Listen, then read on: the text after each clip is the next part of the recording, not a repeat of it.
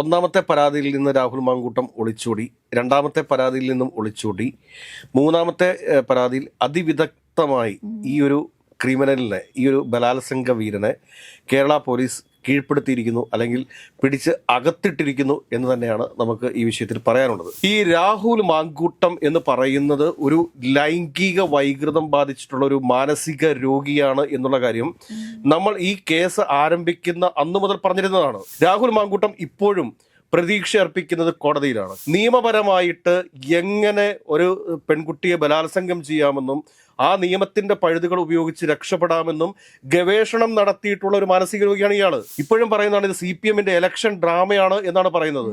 ഇത് ഒരാളായിരുന്നെങ്കിൽ നമുക്ക് സമ്മതിക്കാമായിരുന്നു, രണ്ടാളാണെങ്കിൽ നമുക്ക് സമ്മതിക്കാമായിരുന്നു. കേരളത്തിലെ കോൺഗ്രസ് നേതാക്കന്മാരുടെയൊക്കെ ഒരുപാട് നടുക്കുന്ന കഥകൾ, അല്ലെങ്കിൽ ഞെട്ടിക്കുന്ന കഥകൾ തെളിവ് സഹിതം രാഹുൽ മാങ്കൂട്ടത്തിന്റെ മൊബൈൽ ഫോണിനകത്ത് ഉണ്ട് എന്നുള്ളതാണ്. രാഹുൽ മാങ്കൂട്ടത്തിനെ സംരക്ഷിച്ചു നിർത്താൻ സാധിക്കുന്ന അത്രയും ദിവസം രാഹുൽ മാങ്കൂട്ടത്തിനെ സംരക്ഷിച്ചു നിർത്താനാണ് കോൺഗ്രസ് പാർട്ടി ശ്രമിച്ചത്. നമസ്കാരം. ഒടുവിൽ രാഹുൽ മാങ്കൂട്ടത്തിൽ അറസ്റ്റ് ചെയ്യപ്പെട്ടിരിക്കുകയാണ്. എന്താണ് ഈ വിഷയത്തിൽ പറയാനുള്ളത്? ഒന്നാമത്തെ പരാതിയിൽ നിന്ന് രാഹുൽ മാങ്കൂട്ടം ഒളിച്ചോടി, രണ്ടാമത്തെ പരാതിയിൽ നിന്നും ഒളിച്ചോടി, മൂന്നാമത്തെ പരാതിയിൽ അതിവിദഗ്ധമായി ഈ ഒരു ക്രിമിനലിനെ, ഈ ഒരു ബലാത്സംഗ വീരനെ കേരള പോലീസ് കീഴ്പ്പെടുത്തിയിരിക്കുന്നു, അല്ലെങ്കിൽ പിടിച്ച് അകത്തിട്ടിരിക്കുന്നു എന്ന് തന്നെയാണ് നമുക്ക് ഈ വിഷയത്തിൽ പറയാനുള്ളത്. ഇതിനകത്ത് ഇന്നെനിക്ക് ഏറ്റവും രസകരമായിട്ട് തോന്നിയിട്ടുള്ള ഈ രാഹുൽ മാങ്കൂട്ടത്തിൻ്റെ അറസ്റ്റുമായി ബന്ധപ്പെട്ടിട്ട് എനിക്ക് തോന്നിയ ഒരു കാര്യം, അതായത് നമ്മുടെ റിപ്പോർട്ടർ ചാനലിനകത്ത് അരുൺകുമാർ അവതരിപ്പിച്ച ഒരു ലിസ്റ്റ് ഉണ്ട്. അത് പ്രേക്ഷകർക്ക് വേണ്ടിയിട്ടൊന്ന് കാണിച്ചു തരാം. റിപ്പോർട്ടർ ചാനലിൽ തന്നെ നിങ്ങളൊരു പക്ഷേ ഇത് കാണാനായിട്ടുള്ള സാധ്യതകളുണ്ട്. ഏതെങ്കിലും അതവിടെ നിൽക്കട്ടെ. ഇതെന്താണ് ഇതിൽ പറഞ്ഞിരിക്കുന്നത് നോക്കാം. ഇതിൽ ആദ്യത്തെ കള്ളിയിൽ ഐറ്റം എന്താണ് വകുപ്പ്? അതിജീവിത 1, അതിജീവിത 2, അതിജീവിത 3, അങ്ങനെ 3 കോളങ്ങൾ. അതിൽ ആദ്യം വിവാഹ നിശ്ചയം, ആദ്യത്തെ അതിജീവിതയുണ്ട്, രണ്ടാമത്തെ അതിജീവിതയുണ്ട്, മൂന്നാമത്തെ അതിജീവിതയുണ്ട്. ബലാത്സംഗം അതിജീവിത 1, 2, 3 ഉണ്ട്. കുഞ്ഞ് വേണമെന്ന് നിർബന്ധം, അത് 1, 2, 3 അതിജീവിതമാർക്കും ഉണ്ട്. ഭീഷണി അത് 1, 2, 3 അതിജീവിതമാർക്ക് ഉണ്ട്. ഗർഭചിത്രത്തിന് നിർബന്ധിക്കൽ അത് 1, 3 അതിജീവിതമാർക്ക് ഉണ്ട്. പിന്നെ സൈബർ ആക്രമണം അത് 1, 2 അതിജീവിതമാർക്കെതിരെ ഉള്ളൂ. മൂന്നാമത്തെ വളരെ കോൺഫിഡൻഷ്യൽ ആയിട്ടാണ് കേസ് മൂവ് ചെയ്ത്, ഇത്തിരി ബുദ്ധിയുള്ള ആളാണ്. സാമ്പത്തിക ചൂഷണം അത് ഈ മൂന്നാമത്തെ അതിജീവിത ഭാഗത്ത് നിന്ന് മാത്രമേ ഉണ്ടായിട്ടുള്ളൂ.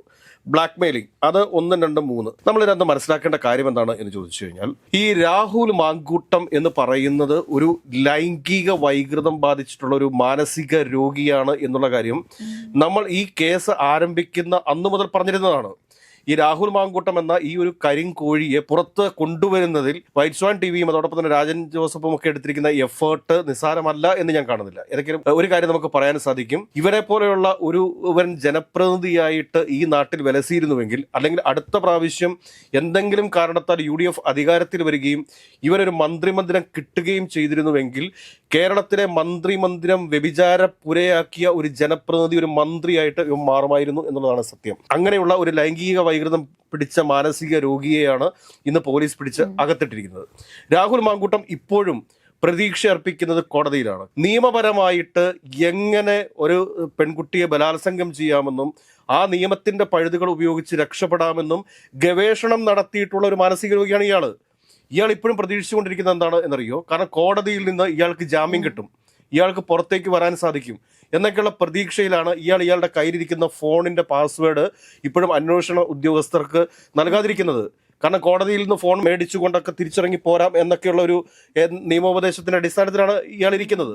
ഇയാളൊരു കാര്യം മനസ്സിലാക്കേണ്ടത്, പോലീസ് ഇന്ന് കോടതിയിൽ ഹാജരാക്കിയാൽ റിമാൻഡിലേക്ക് അയക്കും. റിമാൻഡിലേക്ക് അയക്കുന്ന സമയത്ത് തന്നെ പോലീസ് കസ്റ്റഡി ആപ്ലിക്കേഷൻ കൂടി കൊടുക്കും. കസ്റ്റഡി ആപ്ലിക്കേഷൻ നാളെ രാവിലെ കൊടുക്കാൻ വേണ്ടി സാധിക്കില്ല, കാരണം കോടതി തുറന്നതിന് ശേഷം മാത്രമേ കസ്റ്റഡി ആപ്ലിക്കേഷൻ നൽകാൻ സാധിക്കത്തുള്ളൂ.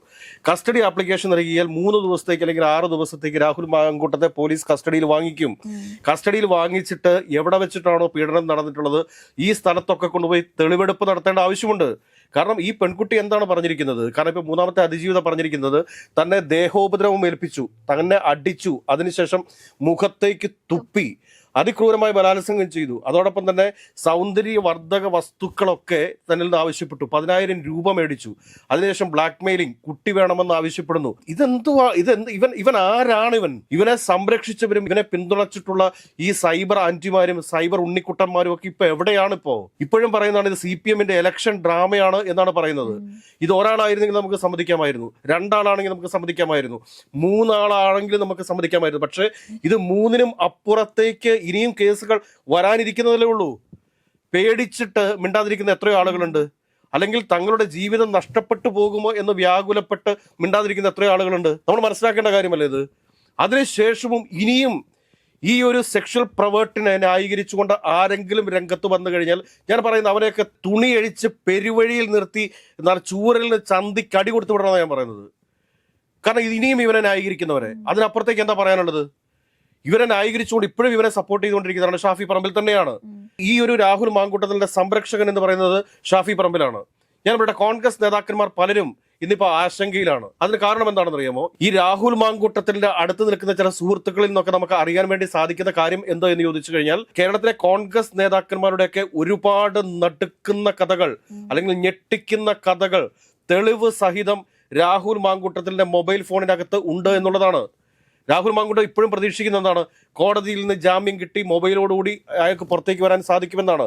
രാഹുൽ റിമാൻഡ് ചെയ്യപ്പെടുന്ന ഒരു സാഹചര്യം വന്നു കഴിഞ്ഞാൽ ഉടനെ തന്നെ ഈ രാഹുലിന്റെ ഉണ്ണിക്കുട്ടന്മാർ, ഇതാണ് ഞാൻ പറയുന്നുള്ളൂ, രാഹുലിനെ അനുകൂലിക്കുന്ന സൈബറിലെ വാളിപ്പിള്ളാരെ വിളിക്കാൻ പറ്റുന്ന പേരാണ് ഉണ്ണിക്കുട്ടന്മാർ. അതായത് ഈ രാഹുലിന്റെ ഉണ്ണിക്കുട്ടന്മാർ കേരളത്തിലെ പല കോൺഗ്രസ് നേതാക്കന്മാർക്കെതിരെ ഉള്ള സൈബർ അറ്റാക്ക് ആരംഭിക്കും.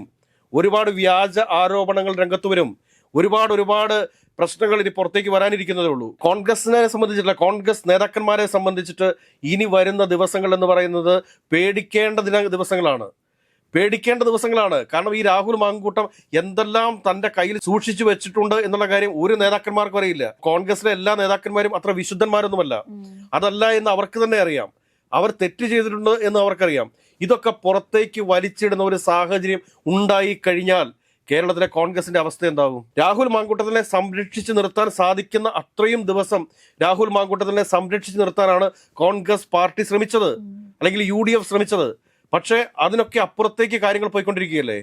ഇങ്ങനെ ഒരു ബലാത്സംഗ വീരൻ എന്ന് പറയുന്ന ഒരു ജനപ്രതിനിധി ഇന്ത്യയുടെ ചരിത്രത്തിൽ ഉണ്ടായിട്ടുണ്ടോ? ഇല്ല എന്ന് തന്നെയാണ് നമുക്ക് പറയേണ്ടത്. ഇങ്ങനെയുള്ള ആളുകളെയൊക്കെയാണ് കോൺഗ്രസ് നേതൃത്വത്തിലേക്ക് ഇനി കൊണ്ടുവരാൻ വേണ്ടി ആഗ്രഹിക്കുന്നത് എങ്കിൽ ജനങ്ങൾ എങ്ങനെ വിശ്വസിക്കും കോൺഗ്രസിനെ? കോൺഗ്രസിന്റെ വോട്ട് നേടി കോൺഗ്രസ് നേതാക്കന്മാർ പോയി വോട്ട് മേടിച്ചു കൊടുത്തിട്ട് തന്നെ ഈ രാഹുൽ മാങ്കൂട്ടത്തിൽ പാലക്കാട് MLA ആയിട്ടുള്ളത്. ഈ രാഹുൽ മാങ്കൂട്ടത്തിലെ കൊണ്ട് രാജിവെപ്പിക്കേണ്ട ഉത്തരവാദിത്വം ആരുടെയായിരുന്നു? ഈ കോൺഗ്രസ് നേതാക്കന്മാരുടെ അല്ലായിരുന്നോ? കോൺഗ്രസിന്റെ മേൽ വിശ്വാസം ഉറപ്പിച്ചിട്ടുള്ള ജനങ്ങൾ രാഹുൽ മാങ്കൂട്ടത്തിൽ വോട്ട് ചെയ്തത്, അല്ലെങ്കിൽ കൈപ്പത്തി ചിഹ്നത്തിൽ വോട്ട് ചെയ്തത്. അപ്പൊ അതിന്റെ അടിസ്ഥാനത്തിൽ രാഹുൽ മാങ്കൂട്ടത്തിനെ MLA സ്ഥാനത്ത് നിന്ന് പുറത്താക്കേണ്ട ഉത്തരവാദിത്വം ഈ കോൺഗ്രസിനില്ലേ? ഞങ്ങൾ കോൺഗ്രസിൽ നിന്ന് രാഹുൽ മാങ്കൂട്ടത്തെ പുറത്താക്കി എന്ന് പറഞ്ഞതുകൊണ്ട് അവരുടെ ഉത്തരവാദിത്വം ഇല്ലാതാകുമോ? അവിടെ കൊണ്ട് അവസാനിക്കുന്നതല്ല അവരുടെ ഉത്തരവാദിത്വം. പാലക്കാടിന് MLA ഇല്ലാതാക്കിയ, ജനപ്രതിനിധി ഇല്ലാതാക്കിയ ഒരു പ്രസ്ഥാനമായിട്ട് കോൺഗ്രസ് ചരിത്രത്തിൽ ചിത്രീകരിക്കപ്പെടത്തില്ലേ? അതെന്താണ് കോൺഗ്രസ് നേതാക്കന്മാർ മനസ്സിലാക്കാത്തത്? കാരണം ഇതൊരു CPM-ന്റെ രാഷ്ട്രീയ നാടകമാണോ? മൂന്നാമതൊരു പെൺകുട്ടിയെ അതിക്രൂരമായി ബലാത്സംഗം ചെയ്തു എന്ന് പറയുന്നു, ഭ്രൂണഹത്യക്ക് നിർബന്ധിച്ചു എന്ന് പറയുന്നു. ഒന്നാമത്തെ അതിജീവിത ഇന്ന് അവരുടെ ഫേസ്ബുക്ക് പേജിൽ വളരെ ഹൃദയഭേദകമായി എഴുതിയിരിക്കുന്ന ഒരു ഫേസ്ബുക്ക് കുറിപ്പ് നമ്മൾ കണ്ടതല്ലേ?